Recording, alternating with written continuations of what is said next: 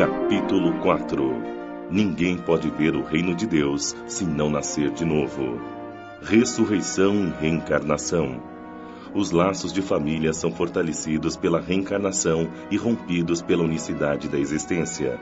Instruções dos espíritos. Limites da encarnação. Necessidade da encarnação. A encarnação é um castigo? E veio Jesus para os lados de Cesareia de Filipe e interrogou seus discípulos, dizendo: Quem dizem os homens que é o Filho do Homem? E eles responderam: Uns dizem que é João Batista, mas outros que é Elias, e outros que Jeremias ou algum dos profetas. Disse-lhes Jesus: E vós, quem dizeis que eu sou? Respondendo Simão Pedro disse: Tu és o Cristo, Filho do Deus vivo.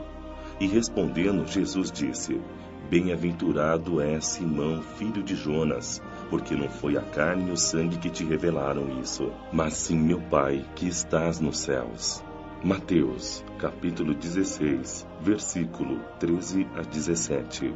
Marcos, capítulo 8, versículo 27 a 29. E chegou a Herodes, o tetrarca, a notícia de tudo o que Jesus fazia e ficou inquieto, porque diziam uns: É João que ressurgiu dos mortos, e outros: É Elias que apareceu, e outros: É um dos antigos profetas que ressuscitou. Então disse Herodes: Eu mandei degolar a João. Quem é, pois, este de quem ouço semelhantes coisas? E buscava ocasião de o ver. Marcos, capítulo 6, versículos 14 e 15. Lucas, capítulo 9, versículo 7 a 9. Após a transfiguração. E os discípulos lhe perguntaram, dizendo: Pois, por que dizem os escribas que importa vir Elias primeiro? Mas Jesus respondendo disse: Elias certamente há de vir e restabelecerá todas as coisas. Digo-vos, porém, que Elias já veio e eles não o conheceram, antes fizeram dele quanto quiseram. Assim também o Filho do Homem há de padecer às suas mãos. Então compreenderam os discípulos que era de João Batista que Jesus lhes falara. Mateus, capítulo 17, versículo 10 a 13. Marcos, capítulo 9, versículo 10 a 12. Ressurreição e reencarnação. A reencarnação fazia parte dos dogmas judaicos, sob o nome de ressurreição. Somente os saduceus, que pensavam que tudo acabava com a morte, não acreditavam nela.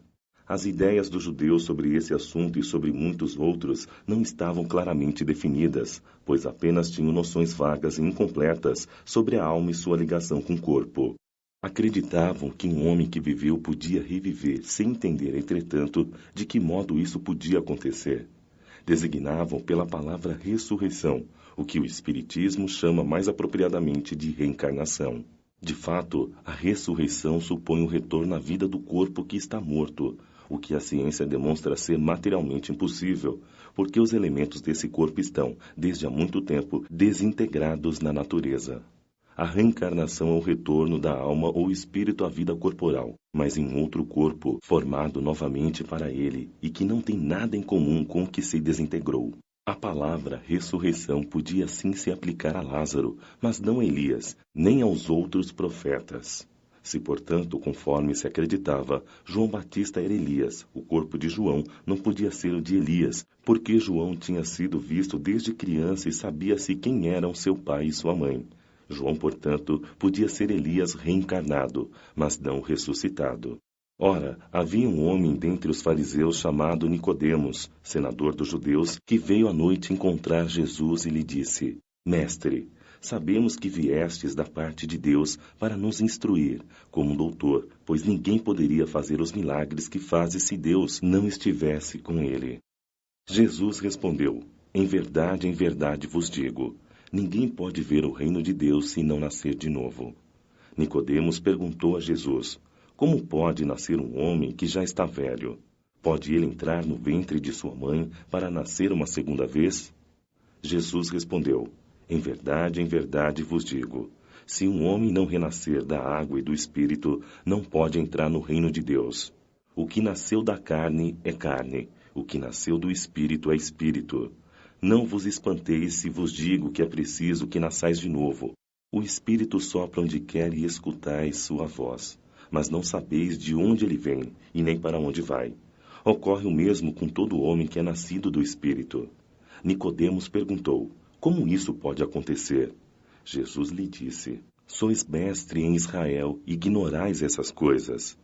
Em verdade vos digo que apenas dizemos o que sabemos e que apenas damos testemunho do que vimos. E, entretanto, não recebeis nosso testemunho. Mas se não acreditais quando vos falo das coisas terrenas, como acreditareis quando vos falar das coisas do céu? João, capítulo 3, versículo 1 a 12. O pensamento de que João Batista era Elias e de que os profetas podiam reviver na terra encontra-se em muitas passagens dos evangelhos, notadamente nas relatadas acima, versículo 1 a 3. Se essa crença fosse um erro, Jesus não teria deixado de combatê-la como combateu tantas outras. Longe disso, Jesus a confirmou com toda a sua autoridade e colocou-a como ensinamento e como a condição necessária quando disse: ninguém pode ver o reino de Deus se não nascer de novo. E insistiu, acrescentando: não vos espanteis se vos digo que é preciso que nasçais de novo. Estas palavras, se um homem não renascer da água e do Espírito, foram interpretadas no sentido de regeneração pela água do batismo. Porém, o texto primitivo trazia simplesmente não renascer da água e do Espírito, enquanto em algumas traduções a expressão do Espírito foi substituída por do Espírito Santo com um sentido diferente do que lhe é próprio. Os conhecimentos dos antigos sobre as ciências físicas eram muito imperfeitos. Acreditavam que a Terra tinha saído das águas e por isso julgavam a água como elemento gerador absoluto. É assim que na Gênese está escrito: o Espírito de Deus era levado sobre as águas, flutuava sobre a superfície das águas. Que o firmamento seja feito no meio das águas, que as águas que estão sob o céu se reúnam em um único lugar e que o elemento árido apareça. Que as águas produzam animais vivos que nadem na água, e pássaros que voem sobre a terra e sob o firmamento. Conforme essa crença, a água tinha se tornado símbolo da natureza material, como o espírito era o da natureza inteligente. Estas palavras, se o homem não renascer da água e do espírito, ou em água e em espírito, significam então, se o homem não renascer com seu corpo e sua alma, é nesse sentido que foram entendidas naqueles tempos. A mesma interpretação, aliás, é confirmada por estas outras palavras de Jesus: o que nasceu da carne é carne, e o que nasceu do espírito é espírito, as quais dão a exata diferença entre o espírito e o corpo. O que nasceu da carne é carne, indica claramente que só o corpo procede do corpo e que o espírito é independente dele. O espírito sopra onde quer, escutais sua voz, mas não sabeis nem de onde vem, nem para onde vai. Pode-se entender como a alma do homem, ou o Espírito de Deus, que dá vida a quem ele quer. Não sabeis de onde vem, nem para onde vai. Significa que não se conhece o que foi, nem o que será o Espírito. Se o Espírito, ou alma, fosse criado ao mesmo tempo que o corpo, se saberia de onde veio, uma vez que se conheceria seu começo.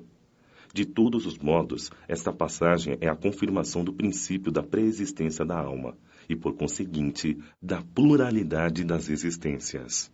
Acontece que desde o tempo de João Batista até o presente, o reino dos céus é tomado pela violência, e são os violentos que o arrebatam, pois todos os profetas e também a lei assim profetizaram.